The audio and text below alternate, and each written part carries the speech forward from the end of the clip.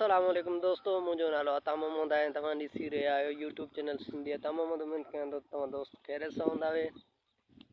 दोस्तों अॼु व्लॉग शुरू करण खां पहिरियां तव्हां दोस्तनि खे हिकिड़ी नंढड़ी गुज़ारिश आहे। जेके बि दोस्त मूंखे यूट्यूब चैनल ते पहिरों भेरो ॾिसनि था उन्हनि खे सिर्फ़ु सफ़ा नंढड़ी गुज़ारिश इहा ई आहे, उहे दोस्त महिरबानी करे मुंहिंजे चैनल खे सब्सक्राइब कनि, लाइक कनि ऐं कमेंट कनि। तो शुरू कयां तो अॼु ही मज़ेदार वीडियो। दोस्तों अॼु सुबुह जो दोस्तों ईअं असां खां पोइ असांजी गोड़ जा हाल ॾिसो, रस्ते जा हाल ऐं तमामु घणो मींहुं वेठो आहे। इन करे हालात सफ़ा आहिनि। असांजे गोड़ जो मेन रस्तो आहे जंहिंजे ज़रिए असां ज़मीननि ते वेंदा। हीअ ॾिसो वञे हाल, हीअ ॾिसो पाणी बीठो आहे।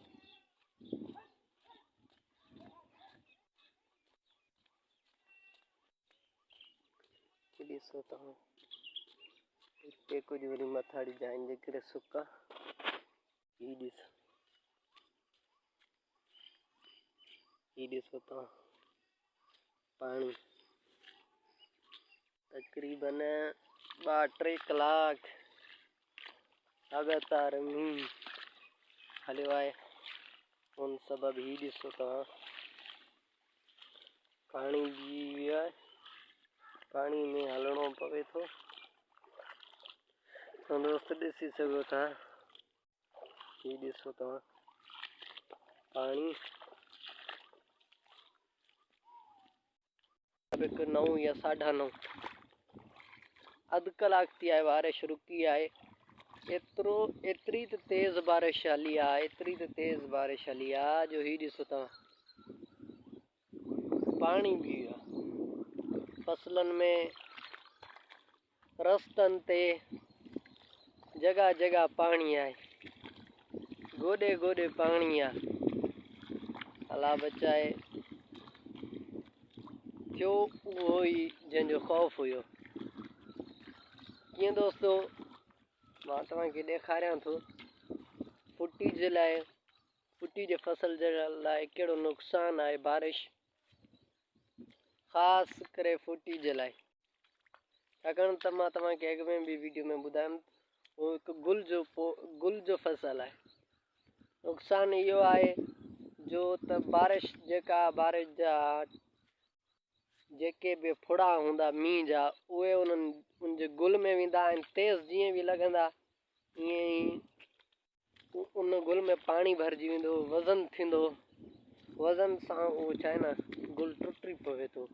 वॾे खां वॾो नुक़सानु इहो आहे फुटी वारनि खे। जेके बि असांजी पंहिंजी बि फुटी आहे, मां तव्हांखे काफ़ी वीडियोज़ में ॾेखारे बि चुको आहियां।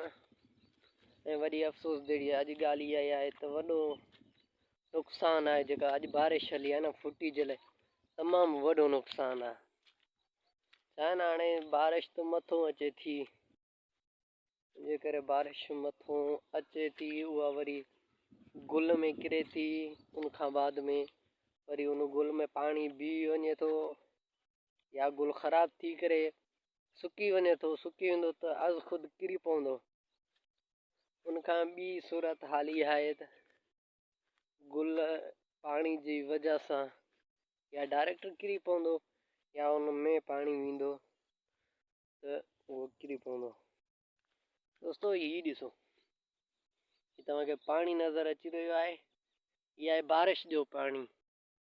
जेका अॼु बरसाति हली आहे न हिते असां वटि अंदाज़े मुताबिक़ 3-3.5 कलाक हली आहे लगातार, तक़रीबन वॾी स्पीड सां हली आहे। नुक़सानु वॾो आहे फुटी जे लाइ। हाणे तव्हां दोस्तनि खे गुज़ारिश आहे त यार दुआ कयो त रहमत, हाणे जेका आहे न रब पंहिंजी वसाई आहे, रहमत वारो मींहुं हुजे, तमामु घणी बारिश न हुजे।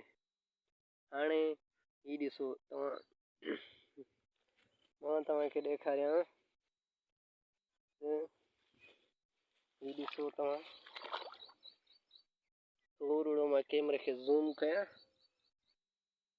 हीअ ॾिसो तव्हां, हीअ ॾिसी सघो था गुल, ये गुल जो तव्हांखे नज़र अची रहियो हूंदो, ये गुल छा आहे न, हिन में पाणी भरिजी वियो आहे। हे ॾिसो अथव सुकी वियो आहे। इनजे करे दोस्तो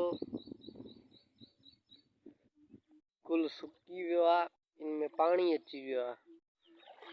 तमामु घणी बारिश थी असां वटि। ही ॾिसो हाणे फुटी जेका आहे न, हिनजा पान बि चौड़ा थी विया आहिनि। माना बारिश सां एतिरी बारिश फुटी आहे हिते, तमामु घणी बारिश फुटी आहे। हाणे रब ताला खां दुआ आहे त रब पंहिंजे सां रहमत सां, वरी बि करीम रब आहे, रहम करे, करीम आहे, उनखां दुआ घुरूं था मुंहिंजा मालिक तूं रहम कर। थियो उहो ई जंहिंजो ख़ौफ़ हुयो। मां कल्ह की वीडियो में तव्हांखे ॾेखारियमि त यार अॼु बारिश तयारु आहे, दुआ कजो त न थिए। कल्ह की वीडियो में मां इहे लफ़्ज़ चयमि। अॼु वरी सुबुह जो तक़रीबन सुबुह वारी नमाज़ खां बसि 5-10 मिंट पहिरियों शुरू जो थी आहे।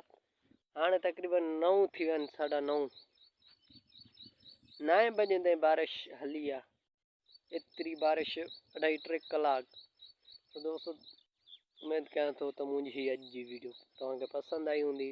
जेकॾहिं तव्हां दोस्तनि खे पसंदि आई आहे लाइक कयो, कमेंट कयो, शेयर कयो ऐं मूंखे पंहिंजनि दुआउनि में यादि रखिजो। मुंहिंजे चैनल खे